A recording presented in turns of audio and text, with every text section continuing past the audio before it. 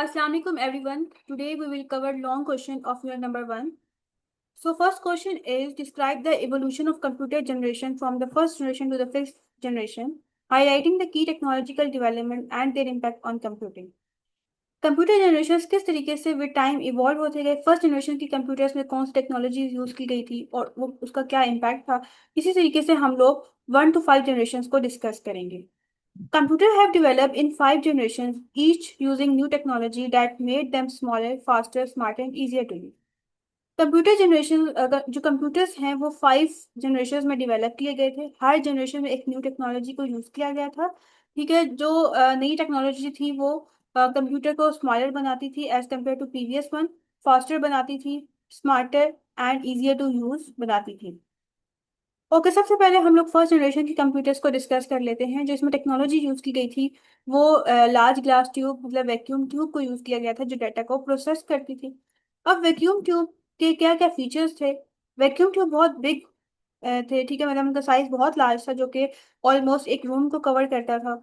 बहुत स्लो था, बहुत ज़्यादा इलेक्ट्रिक कंज्यूम करता था और मतलब बहुत जल्दी जो है वो हीटअप भी हो जाता था. अब इसमें जो प्रोग्रामिंग लैंग्वेज यूज की गई थी वो मशीन लैंग्वेज थी, जो कि बहुत कॉम्प्लिकेटेड लैंग्वेज है जो ह्यूमन अंडरस्टैंडेबल नहीं है, जिसको अंडरस्टैंड करना बहुत मुश्किल होता है. ये बेसिकली 0 और 1 की लैंग्वेज होती है, बाइनरी डिजिट्स इसमें यूज होते हैं. अब इन कंप्यूटर्स को किस तरीके से इनपुट दी जाती थी, पंच कार्ड के थ्रू इनको इनपुट दी जाती थी और ये जो कंप्यूटर है वो आउटपुट एक पेपर के ऊपर प्रोड्यूस करते थे. अब इन कंप्यूटर्स का इम्पैक्ट क्या था. First electronic computer sure that machine can solve math problems automatically but too big and costly for everyday use.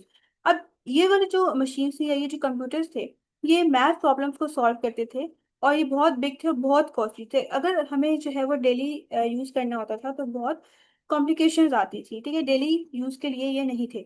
Example इसमें आते हैं इनाई को इनाई वेक वन, इसकी एग्जाम्पल है, ये कंप्यूटर्स के नेम है. नेक्स्ट है सेकेंड जनरेशन. Technology replaced. अच्छा, टेक्नोलॉजी इसमें कौन सी यूज हुई थी. Transistor replace vacuum tube, smaller faster and more reliable. अब इसमें जो टेक्नोलॉजी थी वो ट्रांजिस्टर्स यूज किए गए थे जिसने रिप्लेस किया था वैक्यूम ट्यूब को. क्यों? क्योंकि इसके अंदर कुछ लिमिटेशंस थी जिसकी वजह से इसको रिप्लेस करके ट्रांजिस्टर्स को डिवेलप किया गया था.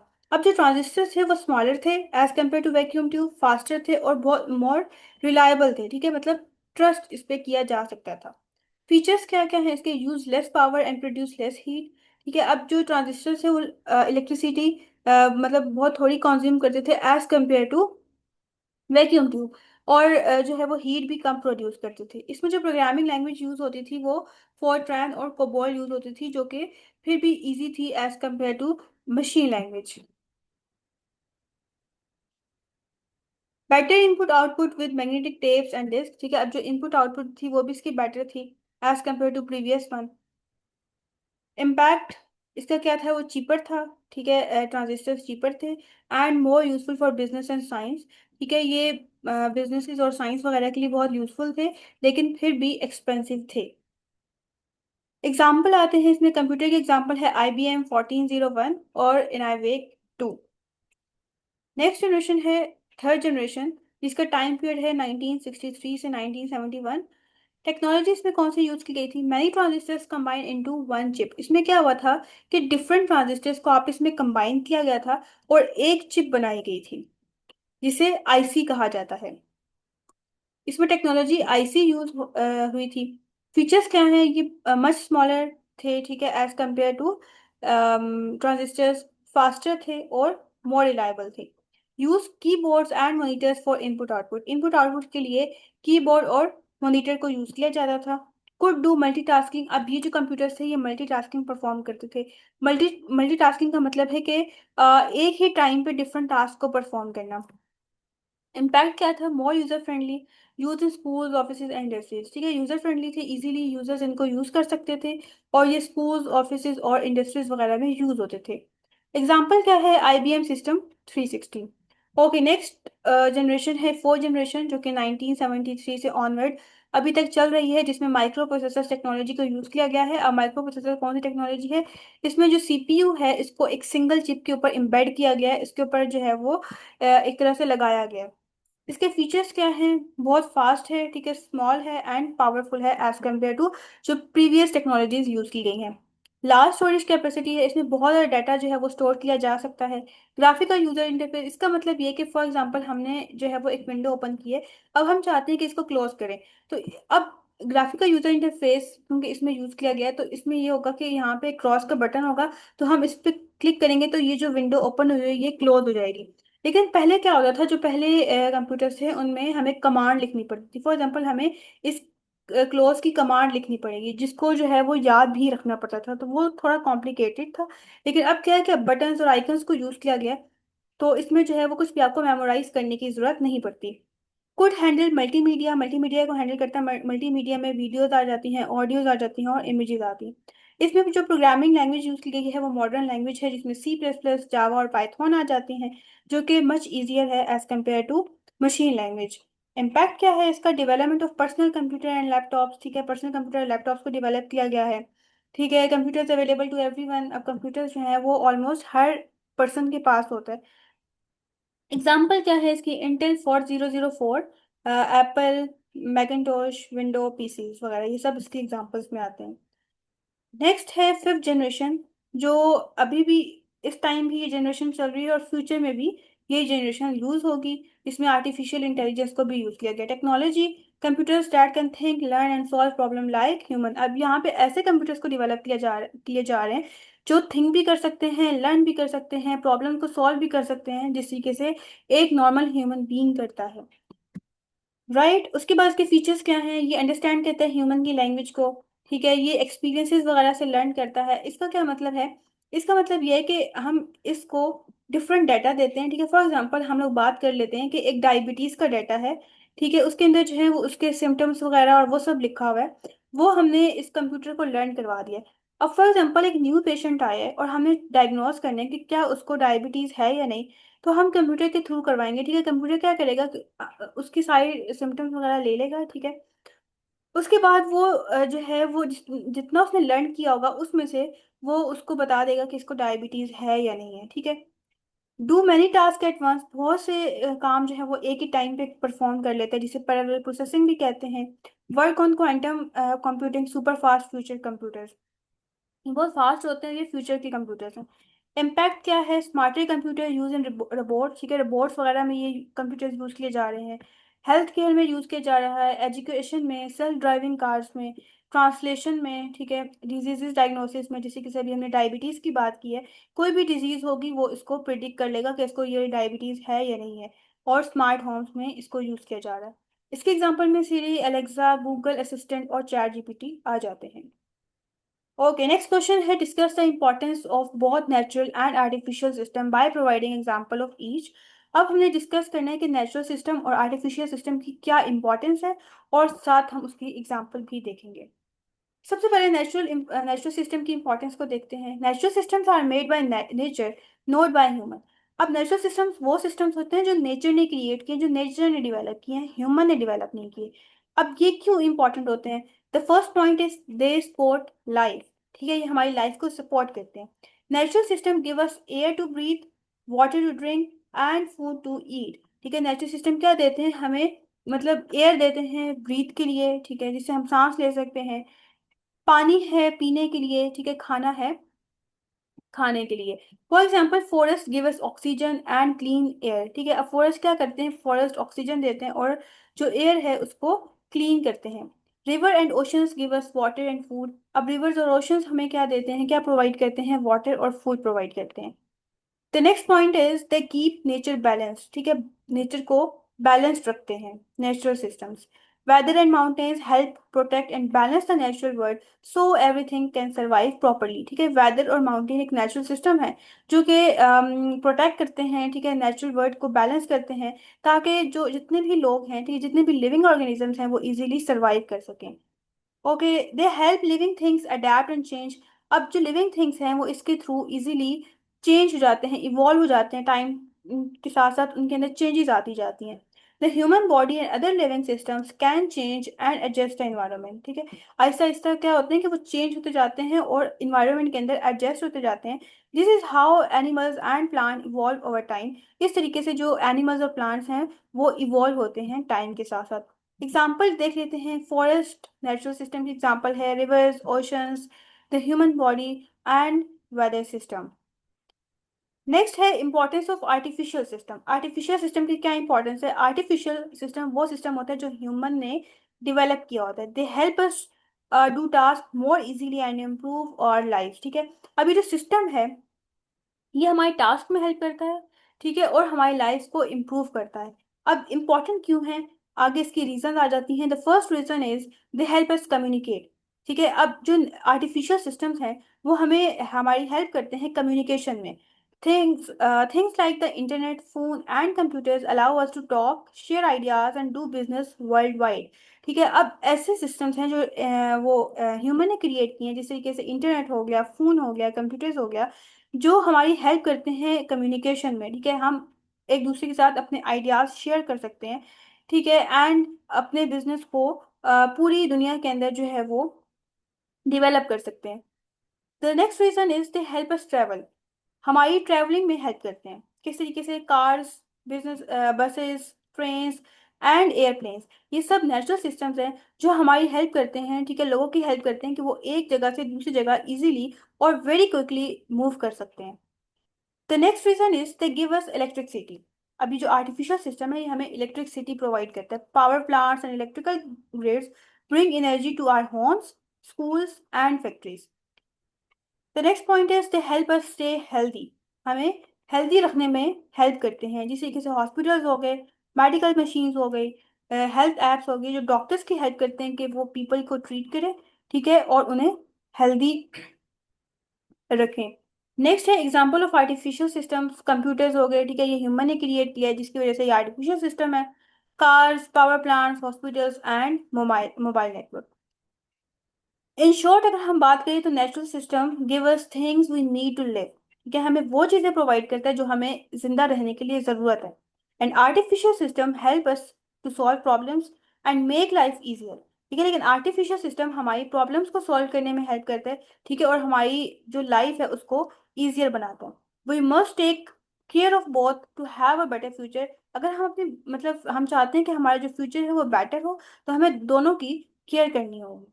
Okay, the next question is explain the fundamental components of network communication and how do they work together to facilitate data transfer।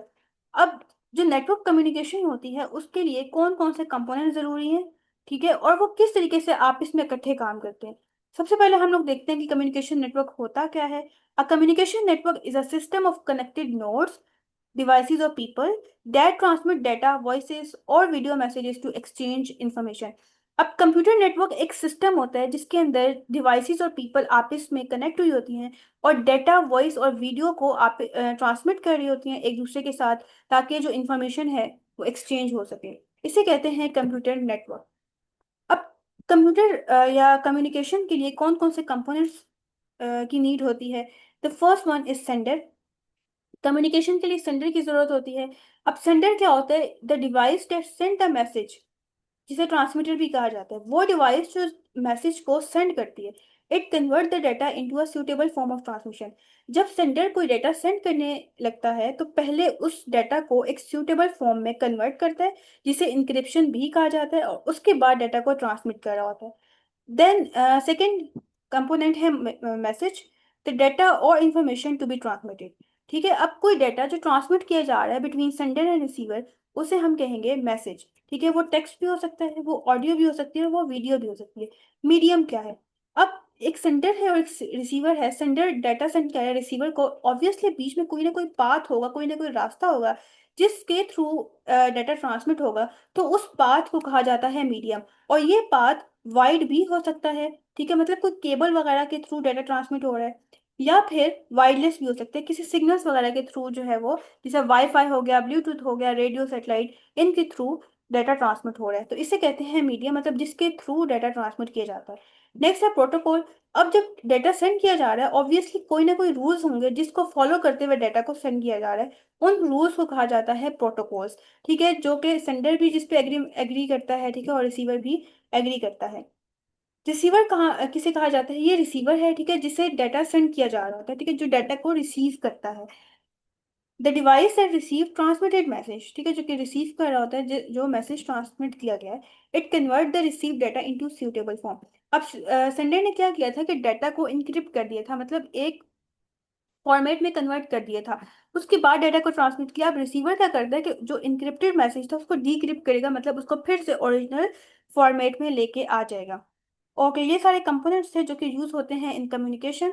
And second part ये है कि वो किस तरीके से इकट्ठे काम करते हैं, उन्हें देख लेते हैं। These component work together to enable data transfer as follow. First point है the sender prepare a message for transmission. सबसे पहले क्या होता है कि सेंडर मैसेज को प्रिपेयर करता है ट्रांसमिशन के लिए, फिर उसको इनकोड करता है, ठीक है, इनक्रिप्ट करता है, मतलब एक फॉर्मेट में लेके आता है। फिर उसके बाद जब वो फॉर्मेट में आ जाता है, वो डाटा इनकोड हो जाता है या इनक्रिप्ट हो जाता है, तो उसके बाद सेंडर क्या करता है, उस इनकोडेड मैसेज को ट्रांसमिट करता है, ठीक है, एक जो है वो मीडियम को चूज करते हुए, ठीक है, वो वाइड भी हो सकता है मीडियम, वो वायरलेस भी हो सकता है।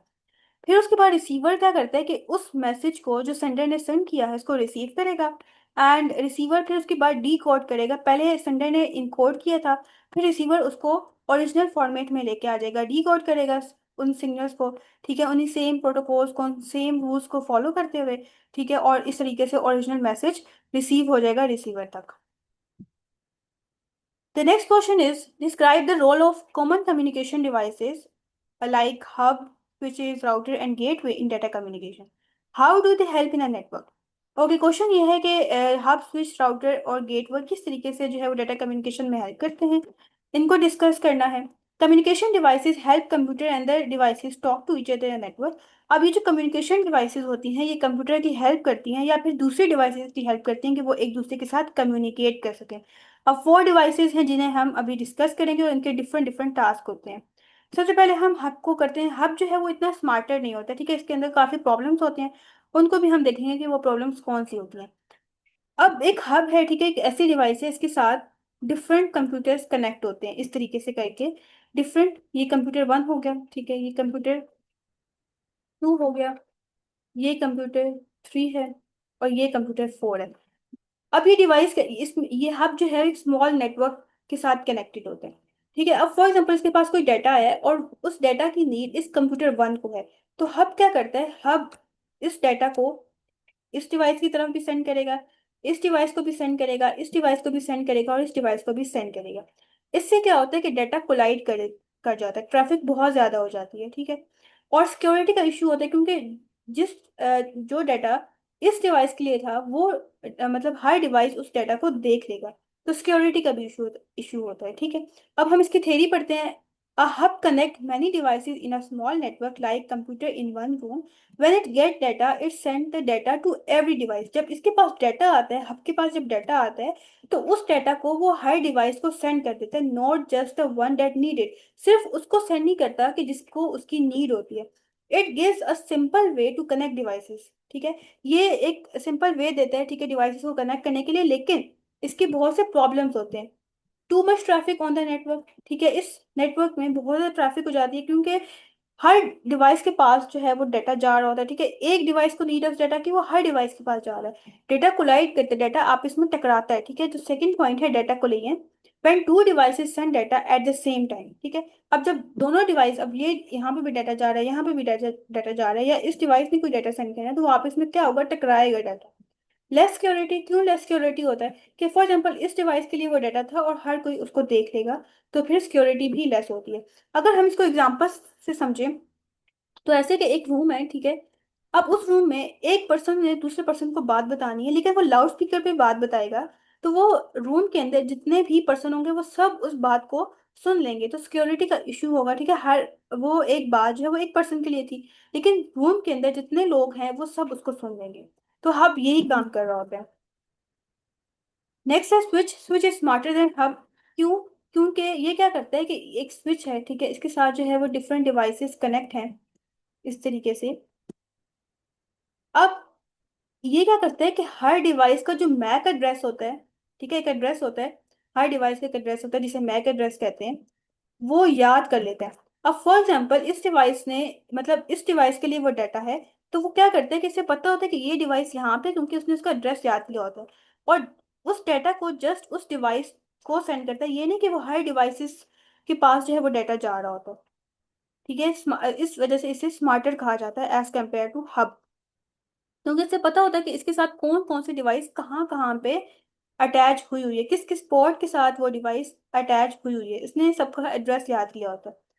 It makes a network faster, ये नेटवर्क को फास्टर बनाता है by sending data to right place, क्योंकि ये डाटा को राइट प्लेस पे राइट डिवाइस पे सेंड कर रहा होता है। मोर सिक्योर, ठीक है, इसमें सिक्योरिटी का इशू नहीं होता, because only the correct device get the data, ठीक है, करेक्ट डिवाइस के पास वो डाटा जाता है। हर किसी के पास, हर किसी डिवाइस के पास वो डाटा नहीं जा रहा होता, कोलिजन फ्री होता है डाटा, आपस में नहीं टकरा रहा होता। एग्जाम्पल है like a receptionist who gives a letter directly to the person it's for instead of shouting it out. और फॉर एग्जाम्पल एक रिसेप्शनिस्ट है और उसके पास कोई लेटर आया है, ठीक है, वो राइट पर्सन को जिसके लिए वो लेटर आया है सिर्फ उसी पर्सन को जाके वो लेटर दे देगा, बजाय इसके कि वो पूरा उस लेटर को पढ़े ऊंची आवाज में, और हर जितने भी वहां पे पर्सन हैं वो सब उस लेटर को सुन लें। राउटर क्या करता है, और router connect different network together. Router क्या करता है कि डिफरेंट नेटवर्क्स को आपस में कनेक्ट करता है, ठीक है। जिस तरीके से आपके स्कूल का जो है वो नेटवर्क है, या होम का जो नेटवर्क है वो इंटरनेट के साथ कनेक्ट हुआ हुआ, connect in one network to another, ठीक है, वो एक नेटवर्क को दूसरे के साथ कनेक्ट कर रहा होता है राउटर। उसके बाद बेस्ट पाथ देखता है, ठीक है, बेस्ट रास्ता देखता है कि किस रास्ते से डाटा ट्रेवल हो सकता है। एड सिक्योरिटी फीचर्स, ठीक है, वो सिक्योरिटी फीचर्स लगाते हैं ताकि सिक्योरिटी का इशू ना हो, लाइक फायर वॉल्स है, ठीक है, जो कि अनवांटेड ट्रैफिक को, मतलब उस ट्रैफिक को जो जरूरत ही नहीं है, जिसकी नीड ही नहीं है, ठीक है, उसको क्या करते हैं, उसको ब्लॉक कर देते हैं। नेक्स्ट है gateway. A gateway connect network that use different rules और लैंग्वेजेस। अब गेटवे क्या करता है, ये बीच में गेटवे है, इसके साथ डिफरेंट नेटवर्क जो है वो कनेक्ट है। ये एक नेटवर्क इसके साथ कनेक्ट हुआ हुआ है, और ये एक नेटवर्क इसके साथ कनेक्ट हुआ हुआ है, राइट। अब इसकी लैंग्वेज डिफरेंट है, और इस नेटवर्क की लैंग्वेज भी डिफरेंट है। अब ये दो नेटवर्क तो आपस में कम्युनिकेट नहीं कर सकते क्योंकि इनकी लैंग्वेज डिफरेंट है, लेकिन बीच में गेटवे का काम ही यही होता है कि ये ट्रांसलेट करता है, ठीक है, एक लैंग्वेज को दूसरी लैंग्वेज में, राइट। इसके थ्योरी की तरफ आते हैं। A gateway connect network that use different rules और लैंग्वेजेस, ठीक है, उन वाले नेटवर्क को आपस में कनेक्ट करते हैं जिनके रूल्स और लैंग्वेजेस डिफरेंट होती हैं। It translate the data so both network can understand each other, ठीक है, ये गेटवे का काम ही होता है कि ये ट्रांसलेट करता है, ठीक है, ताकि जो दोनों नेटवर्क हैं वो आपस में कम्युनिकेट कर सकें। Allow different types of network to communicate, gateway का क्या काम होता है कि वो डिफरेंट नेटवर्क्स को अलाउ करता है कि वो आपस में कम्युनिकेट करें। वो डाटा फॉर्मेट्स और प्रोटोकॉल को कन्वर्ट कर रहा होता है, ठीक है, सिक्योरिटी कंट्रोल्स वगैरह ऐड करता है ताकि जो डाटा है नेटवर्क के दरमियान वो मैनेज हो सके। अगर हम इसको एग्जांपल से समझे तो ये है कि like a translator at a meeting, ठीक है, एक मीटिंग के अंदर एक ट्रांसलेटर है who help people speaking different languages understand each other, right. मतलब कि वो डिफरेंट, मतलब दो लोग हैं, ठीक है, उनकी लैंग्वेजेस डिफरेंट है, बीच में एक ट्रांसलेटर है जो कि दोनों की लैंग्वेजेस को ट्रांसलेट करे ताकि जो दोनों पर्सन हैं वो एक दूसरे की बात को अंडरस्टैंड कर सकें। इसकी समरी देखते हैं, हब का क्या काम होता है कि वो डिवाइसेस को कनेक्ट करता है, ठीक है, और डाटा हर डिवाइस को सेंड कर रहा होता है। स्विच का काम क्या होता है कि वो हर डिवाइसेस का मैक एड्रेस याद कर लेता है, उसे पता होता है कि उसके साथ कौन सी डिवाइस कहाँ पे अटैच है, ठीक है। अब वो देखते हैं कि इस डाटा की किसको नीड है, सिर्फ उसी डिवाइस को वो डाटा सेंड करता है, जिसकी वजह से वो फास्टर है और सेफर है। राउटर का क्या काम होता है कि वो डिफरेंट नेटवर्क्स को कनेक्ट करते हैं और उसके बाद बेस्ट पाथ देखते हैं कि डाटा को किस पाथ से जो है वो ट्रांसमिट करना है। गेटवे का क्या काम होता है कि वो डिफरेंट नेटवर्क्स को आपस में कनेक्ट करता है, उन नेटवर्क्स को कनेक्ट करता है जिनकी लैंग्वेजेस, जिनकी प्रोटोकॉल्स डिफरेंट होते हैं, ताकि वो आपस में कम्युनिकेट कर सकें, और उनकी जो लैंग्वेजेस होती हैं उनको ट्रांसलेट करता है। नेक्स्ट क्वेश्चन है, discuss the advantages and limitations of different network topologies including bus, star and ring. When should each topology be used in a network? अब इस क्वेश्चन में क्या पूछा गया है कि टोपोलॉजीज क्या होती हैं, कौन मतलब हाँ, टोपोलॉजीज को डिफाइन करना है। Then bus topology, star topology, ring topology को डिफाइन करना है, उनके एडवांटेजेस और लिमिटेशंस को देखना है। लिमिटेशंस मतलब डिसएडवांटेजेस, को डिस्कस करना है और उसके बाद देखना है कि वो टोपोलॉजीज कहाँ पे यूज होती हैं। सबसे पहले हम डेफिनेशन देखते हैं नेटवर्क टोपोलॉजी की। Network topology refer to how computer and other devices are connected in a network. ठीक है, अब नेटवर्क टोपोलॉजी रेफर कर रही होती है कि किस तरीके से जो कंप्यूटर है और डिफरेंट डिवाइसेस है वो आपस में एक नेटवर्क के अंदर कनेक्ट हुए हुए हैं। ठीक है, वो फिजिकल भी हो सकते हैं लाइक केबल्स और डिवाइसेस किस तरीके से अरेंज हुई है, और वो लॉजिकल भी हो सकता है कि डाटा उन डिवाइसेस के अंदर उन केबल्स के थ्रू किस तरीके से मूव कर रहा है एक नेटवर्क के अंदर। ओके, थ्री मेन टाइप्स को डिस्कस करना है। द फर्स्ट वन इज बस topology and another topology is star and the last one is ring topology. पहले हम लोग बस टोपोलॉजी को देखते हैं। ठीक है, बस टोपोलॉजी में क्या होता है कि एक बस होती है, जिस तरीके से आपको ये इमेज शो हो रही होगी, ये एक केबल है, ठीक है, जिसे बस कहा जाता है। और इस केबल के थ्रू हर डिवाइस कनेक्ट हुई होती है और एक नेटवर्क बना रही होती है। All devices are connected to a single central cable. ठीक है, इसे क्या क्या कहा जाता है, सिंगल सेंट्रल केबल है जिसके साथ हर डिवाइस कनेक्ट हुई है, जिसे बस कहा जाता है। ठीक है, इस सेंट्रल केबल को या फिर बैकबोन भी कहा जाता है। अब डाटा जो है वो इस सिंगल केबल के थ्रू ट्रेवल कर रहा होता है। Each device check if the data is meant for it. ठीक है, अब यहाँ पे भी यही होता है, जैसे हब काम कर रहा था कि वो हर डिवाइस की तरफ वो डाटा सेंड कर रहा था, यहाँ में भी यही होता है कि ये डिवाइस हर डिवाइस को डाटा सेंड हो रहा होता है। एडवांटेजेस क्या है बस टोपोलॉजी के, सिंपल होती है। ठीक है, मतलब बस टोपोलॉजी को सेटअप करना जो है वो सिंपल होता है, चीप होता है, रिक्वायर लेस केबल। ठीक है, इसमें जो है वो इतनी केबल्स की रिक्वायरमेंट नहीं होती जिससे बाकी टोपोलॉजीज में केबल की रिक्वायरमेंट ज़्यादा होती है, और ये स्मॉल नेटवर्क के लिए बहुत अच्छा होता है। नेक्स्ट है लिमिटेशन, मतलब इसके डिसएडवांटेजेस क्या हैं। If the main cable fail, अब फॉर एग्जांपल ये जो केबल है ये फेल हो जाती है, ठीक है, ये वर्किंग करना स्टॉप कर जाती है। ठीक है, तो क्या होगा कि जो पूरा का पूरा नेटवर्क है वो मतलब उसकी जो वर्किंग है वो स्टॉप हो जाएगी। Difficult to find fault and fix them, इसमें क्या है कि इसमें फॉल्ट या कोई एरर फाइंड करना बहुत डिफिकल्ट होता है। ठीक है, फिर उस एरर को ठीक करना बहुत मुश्किल होता है। Data collision can help often, ठीक है, अब जो डाटा कोलिजन है वो बहुत ज़्यादा हो रही होती है और लार्ज नेटवर्क के लिए ये सूटेबल नहीं है। अब best use for very small and temporary network. ठीक है, मतलब जो स्मॉल नेटवर्क है उनमें यूज होता है। ठीक है, और मतलब वहाँ जहाँ पे जो है वो कॉस्ट भी बहुत लो होती है।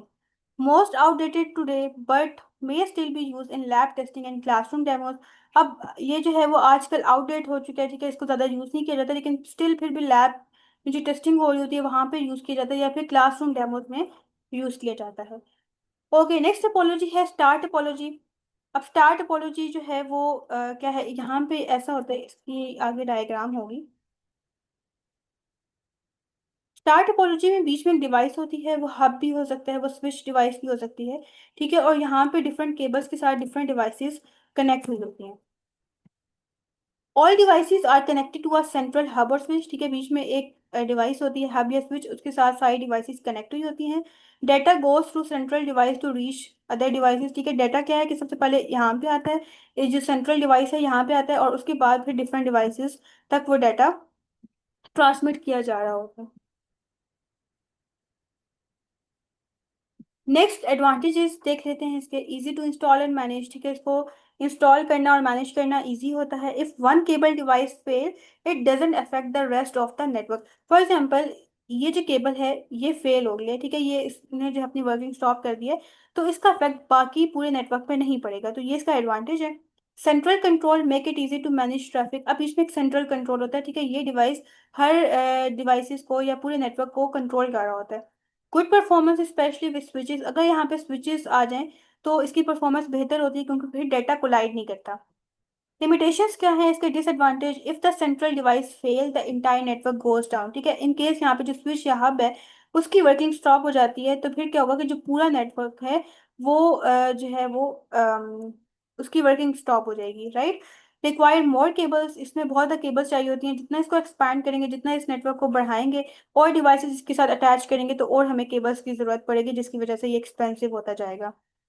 Right, can be more expensive than a bus setup. ठीक है, बस टिपोलॉजी इतनी कॉस्टली नहीं होती, लेकिन जो स्टार टिपोलॉजी है वो एक्सपेंसिव होती है। यूज़ कहाँ पे होता है, ये modern labs, in office, schools, homes वगैरह में यूज़ होता है। Good when reliability and performance. ठीक है, जब आप चाहते हो कि आपका जो नेटवर्क है वो रिलायबल हो, ठीक है, इसकी परफॉर्मेंस अच्छी हो, तो तब जो है वो स्टार टोपोलॉजी बहुत अच्छी होगी। रिंग टोपोलॉजी को डिस्कस करते हैं। Each devices is connected to two other forming a loop और रिंग। इसमें क्या होता है कि हर डिवाइसेस दो डिवाइसेस के साथ कनेक्ट है। जैसे कि आप इमेज में देख सकते हैं कि ये वाली डिवाइस है, ये इस डिवाइस के साथ भी कनेक्ट है, ये इस डिवाइस के साथ भी कनेक्ट है। अगर हम इस डिवाइस की बात करें तो ये इस डिवाइस के साथ भी कनेक्ट है और ये इस डिवाइस के साथ भी कनेक्ट है। ये एक रिंग बना रही होती है। Data move in one direction. Data हमेशा एक ही डायरेक्शन में मूव करेगा। फॉर एग्जांपल इस डिवाइस से इस डिवाइस की तरफ आएगा, फिर इस डिवाइस से इस डिवाइस की तरफ डाटा आएगा, ठीक है, फिर इस डिवाइस से इस डिवाइस की तरफ डाटा आएगा, फिर इस डिवाइस से इस डिवाइस की तरफ डाटा आएगा। तो डाटा जो है वो एक ही डायरेक्शन में मूव कर रहा होता है। Each device pass the data to the next, ठीक है। हर डिवाइस क्या करती है कि डाटा को डिवाइस मतलब पास करती जाती है आगे आगे, जहाँ जहाँ पे वो स्टॉप करता है, मतलब जहाँ पे उसकी डेस्टिनेशन होती है, जहाँ पे उसने पहुंचना होता है उस डाटा ने, वहां तक जो है वो चलता रहता है डाटा। ठीक है। अब फॉर एग्जाम्पल अगर हम बात करें,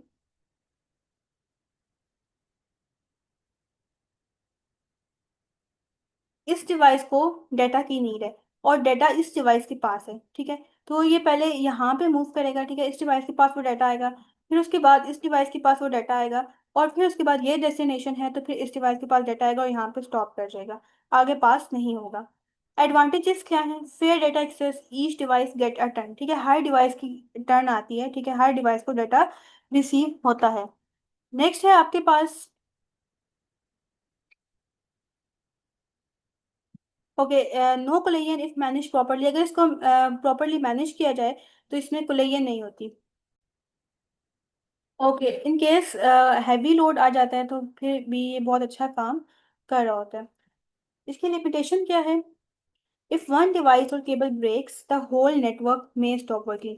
In case ये केबल है, ठीक है, और ये ब्रेक हो जाती है तो पूरा जो नेटवर्क है वो अपनी वर्किंग स्टॉप कर जाएगा। Right. Harder to add remove devices. इसके अंदर हम चाहते हैं कि एक और डिवाइस ऐड कर लें तो वो बहुत मुश्किल होता है, ठीक है, और इन केस हम चाहते हैं कि एक डिवाइस रिमूव कर लें तो वो भी बहुत कॉम्प्लिकेटेड होगा। Can have delay in larger ranks, data passes through many devices. For example बहुत बड़ा नेटवर्क है, ठीक है, तो ये डेस्टिनेशन है, ठीक है, इसको डाटा चाहिए और यहाँ से डाटा आ रहा है, और बहुत बड़ा नेटवर्क होगा तो क्या होगा कि बहुत ज़्यादा टाइम आ जाएगा, बहुत ज़्यादा डिले आ जाएगा, क्योंकि एक डिवाइस से दूसरी डिवाइस में डाटा पास होगा, फिर दूसरी डिवाइस से तीसरी डिवाइस में डाटा पास होगा, तो इस वजह से बहुत ज़्यादा डिले आ जाएगा। अब यूज़ कहाँ पे होता है? ठीक है, मॉडर्न लाइन्स में यूज़ होता है, ठीक है, लेकिन रेयर है, बहुत कम यूज़ होता है। But use in special network like token rings, ठीक है, ये ओल्डर टेक्नोलॉजी है, यहाँ पे यूज होता है। वाइड एरिया नेटवर्क में यूज होता है। मेट्रोपॉलिटन एरिया नेटवर्क में यूज होता है। The next question is what is the OSI model and how does it help in understanding the process of communication, give the purpose of each OSI layer. OSI model होता क्या है, वो किस तरीके से प्रोसेस ऑफ मतलब communication में help करता है, ठीक है, और इसका क्या पर्पज है हर लेयर का। सबसे पहले हम इंट्रोडक्शन को देखते हैं। OSI model is a framework created by international organisation for standardisation, ISO, to describe how devices communicate in a network. OSI model एक फ्रेमवर्क है जो कि एक इंटरनेशनल ऑर्गेनाइजेशन फॉर स्टैंडर्डाइजेशन, एक ऑर्गेनाइजेशन है जिसने इसको क्रिएट किया है, जिसने इसको डेवलप किया है, और उसने इस चीज़ को डिस्क्राइब किया है कि किस तरीके से जो डिवाइसेस हैं एक नेटवर्क के अंदर वो आपस में कम्युनिकेट करती हैं। It divides the communication process into 7 layers. अब मतलब जो ओएसआई मॉडल है वो 7 लेयर्स में डिवाइड हुआ हुआ है, ठीक है, और हर लेयर का अपना स्पेसिफिक टास्क होता है। इंपॉर्टेंस क्या है? क्लियर अंडरस्टैंडिंग, ठीक है, हमें समझ आ जाती है कि डाटा किस तरीके से ट्रांसफर हो रहा है, ठीक है, उसके 7 स्टेप्स होते हैं, उनमें जो है वो डाटा ट्रांसफर हो रहा होता है। Universal standard allow devices from different companies to work together, ठीक है। अब जो है डिफरेंट कंपनीज होती हैं, ठीक है, वो आपस में उनकी जो टेक्नोलॉजीज होती हैं वो आपस में काम कर रही होती हैं, ठीक है, तो ये सब कुछ जो है वो ओएसआई मॉडल के थ्रू ही पॉसिबल है। Troubleshooting at help find exactly where a problem occur, ठीक है, ओएसआई मॉडल के थ्रू हम लोग फाइंड कर सकते हैं कि कहाँ पे प्रॉब्लम अकर हुआ है। ओके, हर लेयर का जो पर्पस है उसको डिस्कस करते हैं। Layer number 1, physical layer. Purpose, send raw bits 0 and 1 through cable और वायरलेस। इसमें क्या होता है कि जो रॉ बिट्स होती हैं, जो बाइनरी डिजिट्स होते हैं, इनको सेंड किया जाता है केबल्स के थ्रू या फिर वायरलेसली भी सेंड किया जाता है। डिटेल्स देख लेते हैं। Deals with hardware. अब जो फिजिकल लेयर है वो हार्डवेयर के साथ डील करती है। केबल्स हो गए, कनेक्टर्स हो गए, स्विचेस हो गए, सिग्नल्स हो गए। एग्जाम्पल इसकी है नेटवर्क केबल, या फिर हब। फिर है डेटा लिंक लेयर। इन शो डेटा लिंक लेयर का क्या काम होता है कि ये मेक श्योर करता है कि जो डेटा मूव कर रहा है बिटवीन डिफरेंट डिवाइसेस वो करेक्टली मूव करे। ठीक है, अब इसमें क्या होता है, इसमें मैक एड्रेस यूज किया जाता है। ठीक है, मैक एड्रेस क्या होता है या उसको क्यों यूज किया जाता है, जो डिवाइसेस होती है ना वो कहाँ पे एग्जिस्ट कर रही हैं, ठीक है, उनको आइडेंटिफाई करने के लिए मैक एड्रेस यूज किया जाता है। मेक फ्रेम्स, ठीक है, फिक्सेस सम एरर्स वगैरह को फिक्स करता है, फ्रेम्स वगैरह क्रिएट करता है। इसके एग्जांपल में स्विचेस आ जाते हैं और एनआईसी आ जाता है, नेटवर्क इंटरफेस कार्ड। नेक्स्ट है नेटवर्क लेयर। अब नेटवर्क लेयर का क्या काम होता है कि जो डेटा ट्रेवल कर रहा है उसके लिए बेस्ट पाथ फाइंड आउट करता है कि कौन सा बेस्ट पाथ है जिसके थ्रू डेटा ने ट्रेवल करना है। अब यहाँ पे आईपी एड्रेसेस को यूज किया जाता है, राउटिंग को यूज किया, राउटिंग का मतलब ही यही होता है बेस्ट पाथ फाइंड आउट करना, और पैकेट फॉरवर्डिंग, ठीक है, पैकेट जो है वो एक डिवाइस से दूसरी डिवाइस की तरफ मूव करे। अब क्वेश्चन ये है कि एक मैक एड्रेस होता है, एक आईपी एड्रेस होता है, दोनों में डिफरेंस क्या है। दोनों का एक ही पर्पज होता है कि ये डिवाइसेस को आइडेंटिफाई करता है कि कहाँ पे डिवाइसेस जो है वो एग्जिस्ट करती हैं। लेकिन डिफरेंस कहाँ पे आता है कि मैक एड्रेस डिवाइसेस को आइडेंटिफाई करने के लिए होता है, लेकिन एक ही नेटवर्क के अंदर मतलब डिवाइसेस को फाइंड आउट करने के लिए होता है। लेकिन जो आईपी एड्रेस है वो डिफरेंट नेटवर्क के अंदर अक्रॉस डिफरेंट नेटवर्क डिवाइसेस को आइडेंटिफाई करने के लिए होता है। इसकी एग्जांपल आती है राउटर, लेयर 3 और स्विचेस। नेक्स्ट है ट्रांसपोर्ट लेयर, लेयर नंबर 4। अब ये क्या करते हैं, ये मेक श्योर करते हैं कि जो डाटा अराइव हुआ है, ठीक है, रिसीवर तक, वो सेफली हुआ है, ठीक है, कंप्लीटली हुआ है और इन ऑर्डर हुआ है। मतलब जो सेंडर ने जिस ऑर्डर में डाटा सेंड किया था वो रिसीवर तक उसी ऑर्डर में रिसीव हुआ है। राइट, इस चीज को ये मेक श्योर करते हैं। ये डाटा को सेगमेंट्स में ब्रेक डाउन करते हैं और टीसीपी को और यूडीपी को यूज करते हैं। ये टीसीपी और यूडीपी क्या चीज है, टीसीपी और यूडीपी दोनों प्रोटोकॉल्स हैं। ठीक है, टीसीपी जो है वो क्या करता है, रिलायबल डिलीवरी करता है, ठीक है, जो डाटा डिलीवर हो रहा है वो रिलायबल है। और यूडीपी स्पीड के लिए होता है। एग्जाम्पल इसके टीसीपी यूडीपी प्रोटोकॉल्स हैं। Session layer, layer number 5। अब इसका क्या पर्पज होता है कि जो सेशन स्टार्ट हो रहा है, जो कम्युनिकेशन सेशन है, ठीक है, जो दो डिवाइसेस आप इसमें कम्युनिकेट कर रही हैं उनको मतलब वो स्टार्ट करना, ठीक है, उनको मैनेज करना और उनको एंड करना उस सेशन को, ये सेशन लेयर का काम होता है। ठीक है, जो कम्युनिकेशन हो रही होती है ना उस कम्युनिकेशन को स्टार्ट करना, उसको फिर मैनेज करना और फिर उसको टर्मिनेट करना या एंड करना। अब ये ऑथेंटिकेशन को हैंडल कर रहा होता है, ठीक है, वेरिफिकेशन वगैरह करता है, रिकनेक्शन करता है। फॉर एग्जाम्पल, कम्युनिकेशन सेशन चल रहा था, ठीक है, और बीच में जो है वो कोई भी इशू हुआ है, उस इशू की वजह से जो है वो डिसकनेक्ट हो गया वो सेशन, ठीक है, तो उसको दोबारा से रिकनेक्ट करता है और परमिशंस वगैरह को देख रहा होता है, हैंडल करता है। इसकी एग्जांपल आती है video conferencing, online banking sessions. Next है प्रेजेंटेशन लेयर। अब प्रेजेंटेशन लेयर का क्या काम होता है, translate, encrypt and compress data into a usable format. ठीक है, ये डाटा को ट्रांसलेट कर रहा होता है, उसके बाद इनक्रिप्ट करता है, इनक्रिप्ट मतलब उसको एक प्रॉपर सुटेबल फॉर्म में लेके आ रहा है, और कंप्रेस करता है, कंप्रेस का मतलब होता है डाटा को रिड्यूस करता है, ठीक है, ताकि जो डाटा है वो इजीली ट्रांसमिट हो सके। इसके अलावा जो डिटेल्स हैं इसकी कन्वर्ट करता है फाइल फॉर्मेट में, ठीक है, इंश्योर डाटा सिक्योरिटी, जो डाटा की सिक्योरिटी है उसको मेक श्योर करता है। इसके एग्जांपल में आ जाते हैं ये सारे जो हैं वो फॉर्मेट्स हैं, SSL, TLS, JPEG, MP3 format, ये सारे फॉर्मेट्स हैं, इनमें ये कन्वर्ट करता है। Application layer, layer number 7। अब ये क्या है, interface where user access network services. ये इंटरफेस प्रोवाइड करता है ताकि जो यूजर है वो एप्लीकेशंस के साथ डायरेक्टली जो है वो इंटरेक्ट कर सके। ठीक है, फॉर एग्जांपल एक व्हाट्सएप है, ठीक है, ये एक एप्लीकेशन है। अब जो यूजर है जिसको यूज कर रहा है वो डायरेक्टली इस व्हाट्सएप को यूज करता है। ठीक है, तो एप्लीकेशन लेयर का काम ही ये होता है कि ये यूजर को जो है वो मतलब एक्सेस देता है कि वो एप्लीकेशंस के साथ डायरेक्टली इंटरेक्ट कर सके।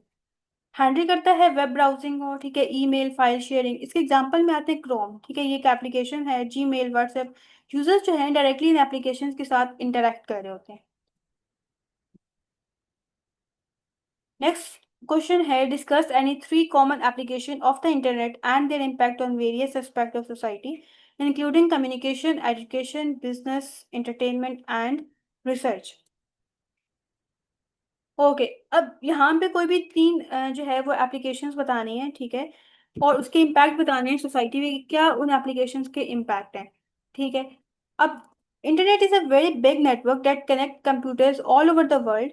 It help us share information and talk to people in many ways. ठीक है, अब इंटरनेट का एक बहुत बिग नेटवर्क है जो कि कंप्यूटर्स को, मतलब पूरी दुनिया के जो कंप्यूटर्स होते हैं उनको आपस में कनेक्ट करता है। ठीक है, ये हेल्प करता है इंफॉर्मेशन को शेयर करने में। ठीक है, और लोगों के साथ कम्युनिकेट करने में।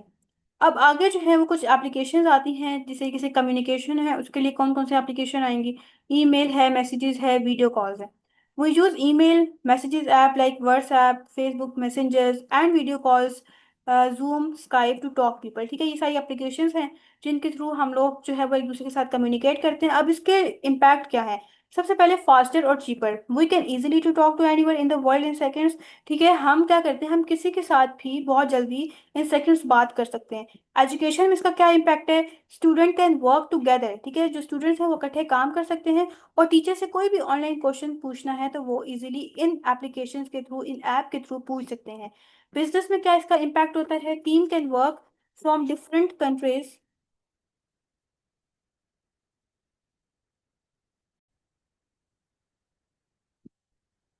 वो क्या बिजनेस में ही इम्पैक्ट है कि डिफरेंट टीम्स होती हैं डिफरेंट कंट्रीज की, वो आपस में जो है वो एक दूसरे के साथ कम्युनिकेट कर सकती हैं। ठीक है, और कस्टमर्स के साथ जो है उनकी कम्युनिकेशन हो सकती है।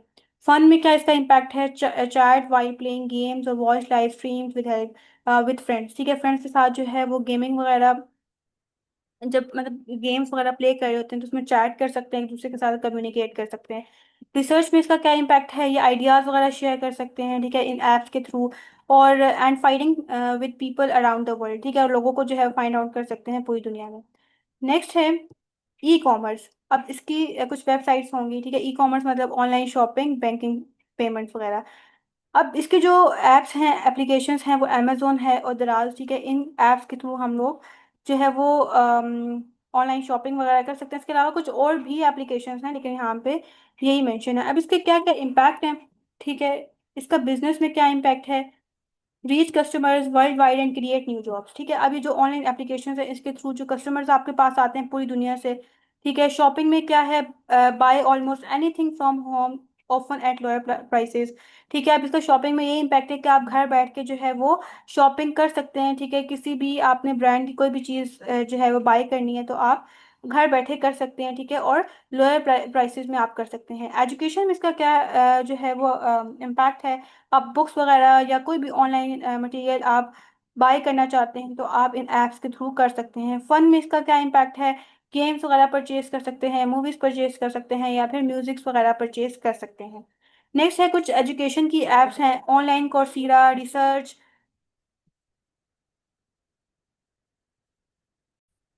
ओके, ये कुछ ऐप्स हैं जो एजुकेशन में हेल्प करती हैं। इनके इम्पैक्ट क्या है? लर्निंग में इसका इम्पैक्ट है anyone can get education no matter where they live.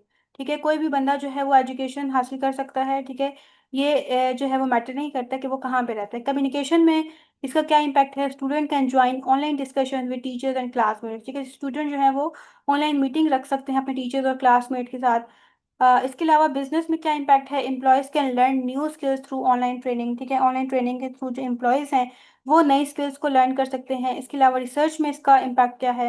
Huge collection of information is available for studies. ठीक है, मतलब बहुत ज़्यादा मटेरियल जो है वो ऑनलाइन आप देखेंगे कि आपको जो है आप फाइंड आउट करेंगे इन एप्स के थ्रू, इन एप्लीकेशंस के थ्रू। ठीक है, इसका ये इम्पैक्ट है इन रिसर्च। ओके, यहाँ पे लॉन्ग क्वेश्चंस कंप्लीट हो गए हैं। आई होप सो आपने जो है वो अंडरस्टैंड कर लिए होंगे। इन केस कोई क्यूरी है तो आप कमेंट सेक्शन में लिख सकते हैं।